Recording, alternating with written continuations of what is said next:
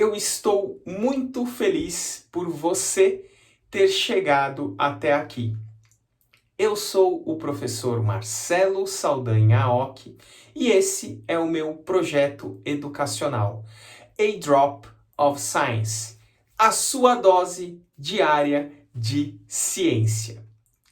Nesse projeto, eu pretendo utilizar diversas plataformas, estratégias, meios e métodos para divulgar o conhecimento científico relacionado aos meus círculos de competência, que atualmente são 4: saúde, performance, treinamento físico e nutrição.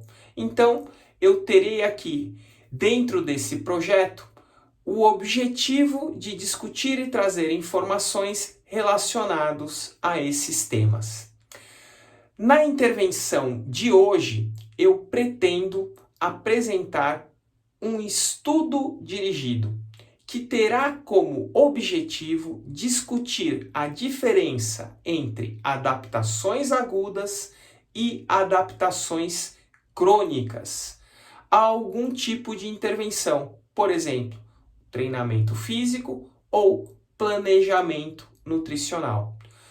É muito importante que fique clara a diferença entre um processo agudo de adaptação e um processo crônico de adaptação. A grande diferença é a questão do tempo. As adaptações agudas ocorrem em curtíssimo prazo, por exemplo, em resposta a uma sessão de treinamento físico ou até mesmo em resposta a uma refeição. Em contrapartida, as adaptações crônicas, elas ocorrem em longo prazo. Elas são resultado do processo que é instalado. E é muito importante, então, o profissional de saúde entender essas diferenças, porque isso está relacionado a uma interpretação equivocada de diversos fenômenos e condutas que nós temos na prática.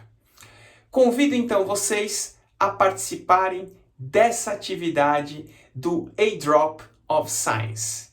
Se você está aqui até agora, eu acredito que você aceitou o meu desafio.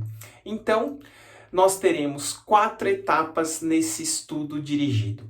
A primeira etapa se refere à videoaula que eu preparei para explicar o tema em questão. Num segundo momento, você realizará o download de um artigo científico. O link e o QR Code estão aqui embaixo. Com o artigo em mãos, você realiza a leitura desse artigo e na terceira fase responde algumas perguntas relacionadas diretamente a esse artigo. E na quarta e última etapa, eu fornecerei por meio de vídeos as respostas que eu esperaria para cada uma das perguntas. E assim nós concluímos a nossa intervenção de hoje.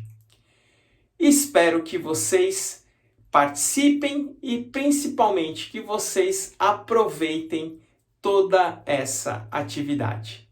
E agora eu gostaria de propor um estudo dirigido. Mais especificamente, eu queria trazer para discussão um tópico que gera muita polêmica em torno da nutrição esportiva, do treinamento esportivo, do treinamento físico, que é a comparação entre respostas agudas e respostas crônicas. O que é resposta aguda ao treinamento? O que é resposta crônica ao treinamento? Por exemplo, o que significa uma adaptação de curto prazo e uma adaptação de longo prazo?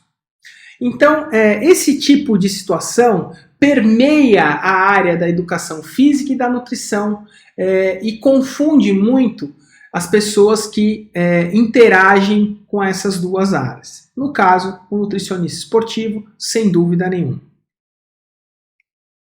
Por exemplo, Uma adaptação aguda, que é muito discutida, é a oxidação de gordura, a oxidação de lipídios, a queima de gordura.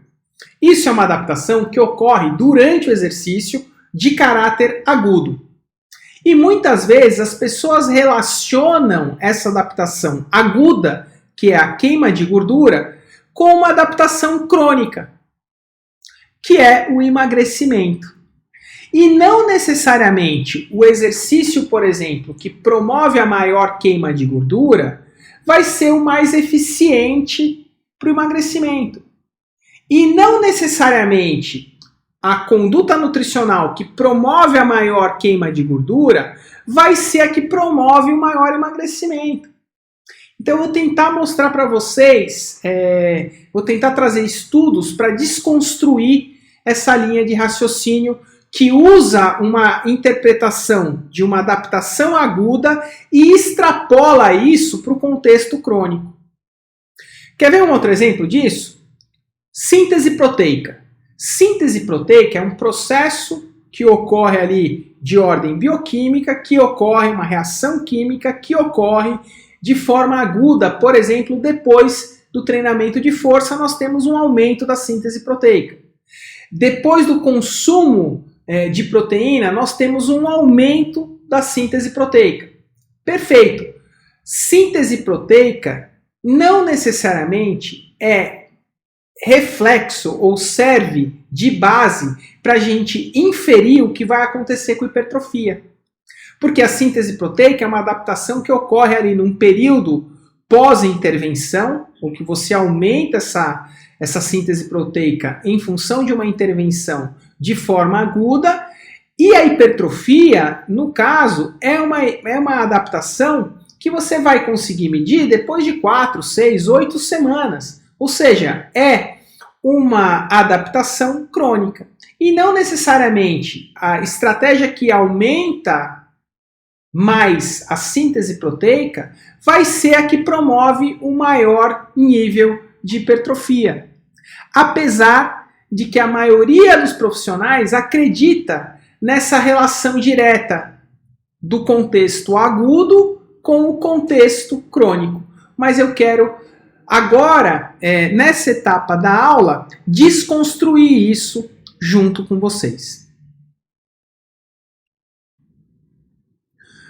Um ótimo estudo para reforçar a minha argumentação de que adaptações de caráter agudo não necessariamente refletem as adaptações de caráter crônico é esse estudo realizado pelo Brad Schoenfeld e publicado em 2014 no Jornal da Sociedade Internacional de Nutrição Esportiva. Nesse estudo, 2 grupos de mulheres, 10 mulheres realizaram o exercício aeróbio em jejum e 10 mulheres executaram o exercício aeróbio no estado alimentado. Então eram jovens universitárias saudáveis sendo treinadas ao longo de 4 semanas com um déficit calórico na dieta em torno de 500 calorias e executando então o treinamento aeróbio no estado alimentado ou no estado em jejum. E o que eles observaram? Eles observaram a composição corporal por meio do body pod. A refeição que era servida era um shake antes da sessão de treinamento para o grupo que realizava o aeróbio, o treinamento aeróbio alimentado. E um shake depois da sessão de exercício aeróbio que era realizado em jejum.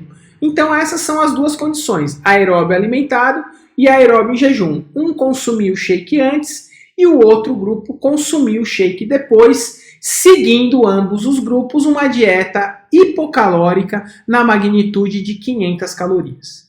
Então, ao longo das 4 semanas, elas realizaram esse aeróbio em fase estável, um aeróbio contínuo clássico, 3 vezes por semana durante 4 semanas. E aí o que eles observaram? Eles observaram uma redução na quantidade de massa gorda, mas essa redução ela foi similar entre os dois grupos. Houve redução muito parecida nas duas condições em relação à massa gorda. Então, é claro que o grupo que realiza o aeróbio em jejum, durante o exercício aeróbio, realmente queima mais gordura. Mas isso não é garantia nenhuma de uma modificação na composição corporal, na massa gorda, uma redução na massa gorda maior em detrimento do grupo que consome e que faz o aeróbio após consumir a mesma refeição.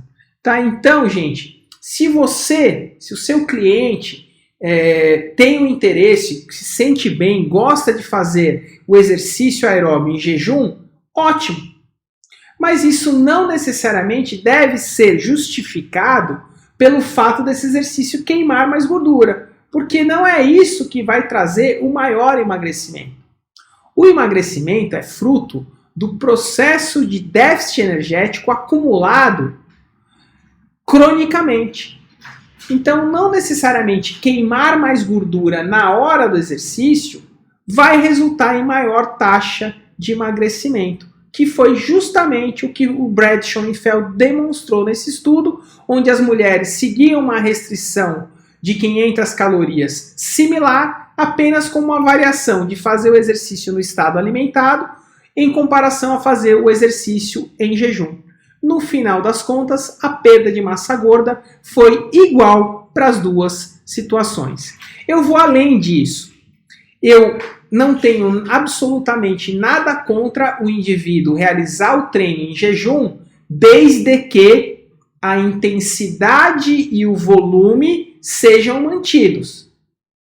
Então, se o indivíduo consegue treinar em jejum e manter o mesmo desempenho que ele teria no estado alimentado, eu não vejo problema nenhum.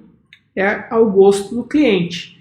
Agora, se o meu cliente ele tende a realizar o exercício em jejum e isso promove decréscimo do desempenho dele no exercício, aí eu não vejo como uma estratégia interessante e viável, porque, de alguma maneira, isso vai interferir no desempenho do exercício e no gasto calórico dessa sessão de exercício. Então, eu não vejo vantagem nenhuma, eu deixo isso à escolha do cliente, explico essa situação, mas algumas pessoas relatam que se sentem melhor em não fazer o exercício com o estômago cheio, etc.